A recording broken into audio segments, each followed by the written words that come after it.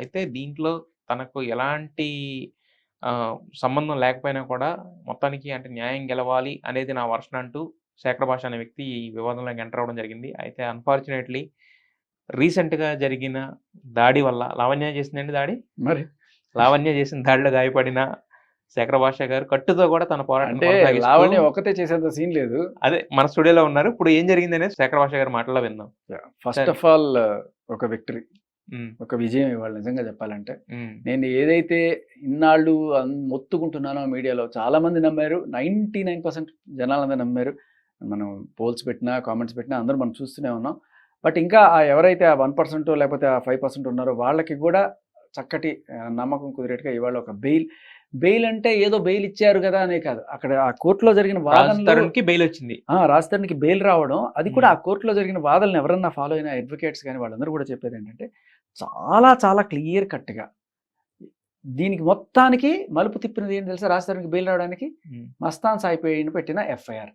నేను ఫస్ట్ నుంచి అది తీసుకొచ్చి చూసినప్పుడల్లా అది మా మధ్య కేసు నువ్వెందుకు తీసుకొస్తావు? మేము సెటిల్ చేసుకుంటా నువ్వెందుకు తీసుకొస్తావు? నేను రాయలేదు, నా హ్యాండ్ రైటింగ్ కాదు కూడా చెప్పింది కదా, చెప్పారు. కోర్టు ఏమి నమ్మలా. నువ్వు సంతకం పెట్టావు, రాసావు, ఇవన్నీ కూడా చేసావు. వాళ్ళు ఏ పాయింట్ తీసుకోలేదు. They didn't by any that point. Clear కట్గా ఉంది.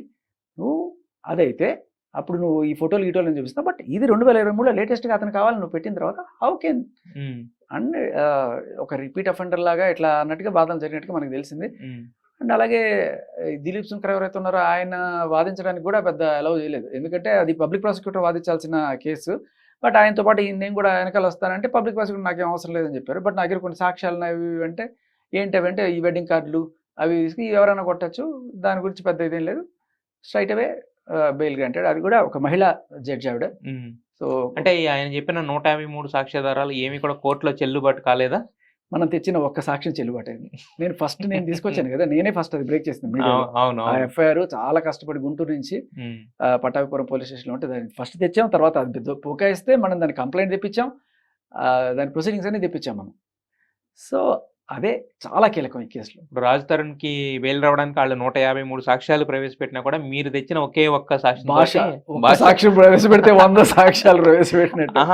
మీరు తప్పు చెప్పారు డైలాగ్. భాష నేను ఒక్క సాక్ష్యం ప్రవేశపెడితే 153 సాక్ష్యాలు పక్కకు పోయినట్టు అని చెప్పి చెప్పాలి యాక్చువల్గా. మొత్తం అన్నిటిని కూడా పక్కకు వేశారు అనమాట. అయితే అంటే ఒక రకంగా అంటే నిజం నిలకడ మీద తెలుస్తుంది అంటారు, అది అనుకోవచ్చా ఈ విషయంలో, రాజ్ తరుణ్ విషయంలో? ఖచ్చితంగా. ఎందుకంటే అక్కడ మీరు ఎవరైనా అడ్వకేట్ మీరు కనుక తీసుకుంటే లైక్ కోర్ట్ ప్రొసీడింగ్స్ మనం జనరల్ గా బయటకు చెప్పకూడదు. But let's take some advocate. మా మధు శర్మ గారు ఉన్నారు కదా, ఆయనతో మాట్లాడదాం. ఏం జరిగింది కోర్టులో ఆయన చెప్పచ్చేమో, ఆయన బిజీగా ఉన్నట్టు కట్ చేస్తున్నారు.